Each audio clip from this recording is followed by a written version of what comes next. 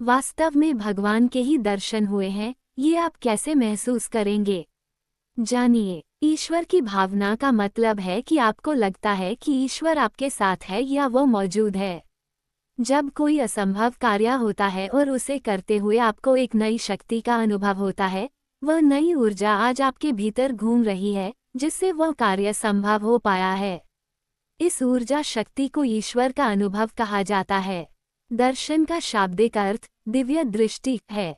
ये वह तरीका है जिसमें आप एक मंदिर में एक देवता, एक संत या एक पूर्ण आत्म साक्षात्कारी गुरु को देख रहे हैं या उनके सामने हैं। पारलौकिक अनुभव वह क्षण है जिसमें आप ईश्वर को देखते हैं और ईश्वर आपको देखते हैं। आध्यात्मिक साधक अक्सर देवताओं, संतों या गुरुओं का आशीर्वाद लेने के लिए पवित्र स्थानों की लंबी तीर्थ यात्रा पर जाते हैं। ईश्वर की भावना का मतलब है कि आपको लगता है कि ईश्वर आपके साथ है या वो मौजूद है। जब कोई असंभव कार्य होता है और उसे करते हुए आपको एक नई शक्ति का अनुभव होता है, वह नई ऊर्जा आज आपके भीतर घूम रही है, जिससे वह कार्य संभव हो पाया है। इस ऊर्जा शक्ति को ईश्वर का अनुभव कहा जाता है। जब कोई चमत्कार जैसा कार्य आपके सामने होता है, आपकी कुछ प्रार्थना कबूल होती है, ये सब ईश्वर की अनुभूति होती है। दर्शन के दो अलग अलग अर्थ हैं। एक है चक्षु दर्शन अर्थात अपनी आंखों से ईश्वर को देखना। ये संभव नहीं है, क्योंकि देखने के लिए कोई वस्तु और उसका आकार होना चाहिए। ईश्वर निराकार है। ऐसे में हम दर्शन चक्षु दर्शन नहीं कह सकते। यहाँ दर्शन का अर्थ दार्शनिक चिंतन है। आप अपने अवचेतन मन से ईश्वर के स्वरूप को समझने की कोशिश करें और जान लें कि आत्मा और परमात्मा एक हैं। यह एकता ही ईश्वर है। इसे कहते हैं ईश्वर के दर्शन। दर्शन क्या है? अक्सर पूजा का एक रूप माना जाता है। यह आध्यात्मिक प्रगति और तृप्ति प्राप्त करने का एक अवसर है।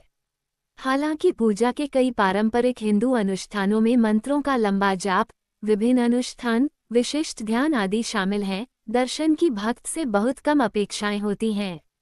केवल भक्ति के साथ दिव्य आत्मा का दर्शन करना ही पर्याप्त है। पश्चिमी देशों में दर्शन शास्त्र एक सामान्य शब्द नहीं है।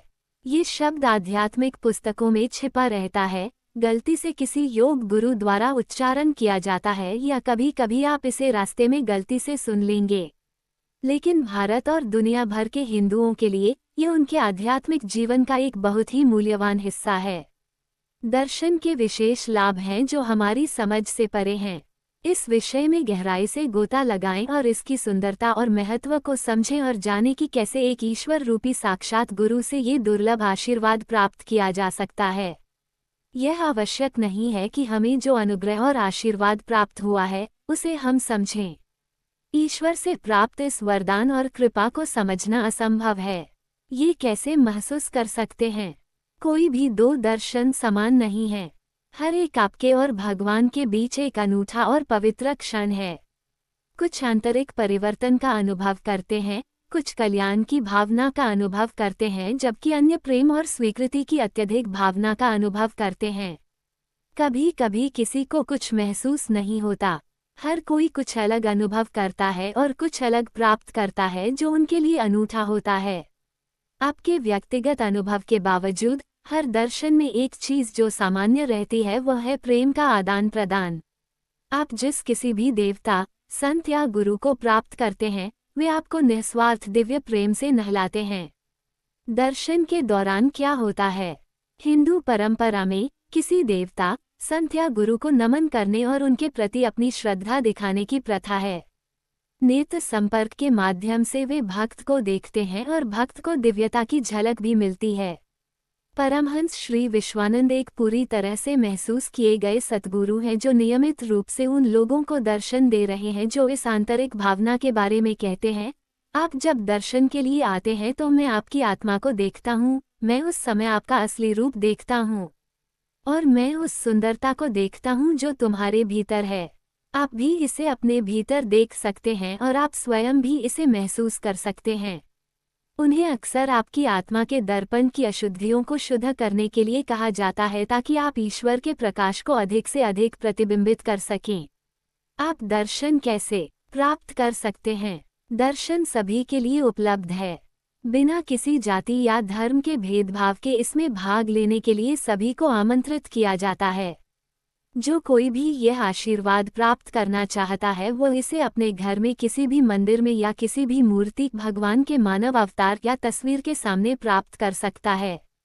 संत और गुरु अक्सर अलग अलग तरह से दर्शन देते हैं। उदाहरण के लिए परमहंस श्री विश्वानंद भी आपके लिए ऑनलाइन दर्शन देते हैं। एक बार सभी के ऑनलाइन हो जाने के बाद परमहंस श्री विश्वानंद आपसे श्री विट्ठल गिरधारी परब्रह्मणे नमः का जाप करने के लिए कहते हैं, जबकि वे सभी उपस्थित लोगों को भी देखते हैं।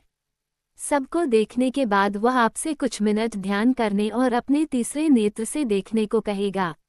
उसके बाद आप अपनी आंखें खोलेंगे और उनकी आंखों में देखेंगे। ये वो क्षण है जब दर्शन होते हैं, जब आप देखते हैं और देखे जाते हैं, वो क्षण जब आप पर निस्वार्थ दिव्य प्रेम की वर्षा होती है। इन लोगों ने भगवान को देखा है। कहा जाता है कि महाभारत युद्ध के बाद सभी देवी देवता अपने अपने धाम चले गए। हनुमान जी ही बचे हैं। कलयुग के प्रारंभ में देवी देवताओं की मूर्ति रूप में पूजा होने लगी।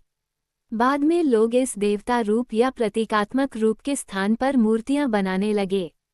ज्योतिर्लिंग, शालिग्राम आदि अनेक स्थानों पर भगवान के विग्रह स्वरूप स्वयं प्रकट हुए हैं।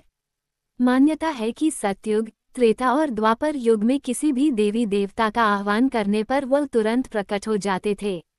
यदि कोई व्यक्ति किसी देवता से कोई कीमती वस्तु या शक्ति चाहता है तो वो उसे केवल घोर तपस्या से प्राप्त कर सकता है, जैसे अर्जुन ने पाशुपतास्त्र प्राप्त करने के लिए एक गुफा में शिवजी के लिए घोर तपस्या की थी। कलियुग में तपस्या से न तो मंत्र काम करते हैं और न ही आह्वान काम करते हैं, न तो हथियार और न ही शक्तियां प्राप्त की जा सकती हैं। कहा जाता है कि कलियुग में सत्य वचन, भक्ति और प्रार्थना ही ईश्वर से जुड़ने का एकमात्र उपाय है। आइए आपको बताते हैं ऐसे ही कुछ संतों के बारे में जिन्होंने इस कलियुग में भगवान के दर्शन किए। तुलसीदास जी, भगवान हनुमान और भगवान राम, रामकृष्ण परमहंस, देवी काली, ज्योतिषी चिराग दारूवाला विशेषज्ञ ज्योतिषी बेजान दारूवाला के पुत्र हैं। उन्हें प्रेम, वित्त, करियर, स्वास्थ्य और व्यवसाय पर विस्तृत ज्योतिषीय भविष्यवाणियों के लिए जाना जाता है। ये भी पढ़ें। अक्षय तृतीया 2023 उपाय। अक्षय तृतीया के दिन जरूर अपनाएं तुलसी के ये उपाय, माँ लक्ष्मी खटखटाएंगी घर का दरवाजा। अक्षय तृतीया पर बन रहे हैं 6 अद्भुत महासयोग। इस दिन सोना खरीदने से साल भर बरसेगी माँ लक्ष्मी की कृपा। केदारनाथ यात्रा 2023 अप्रैल में इस दिन खुलने वाले हैं केदारनाथ धाम के कपाट। जानिए बाबा के भक्त कब कर पाएंगे दर्शन।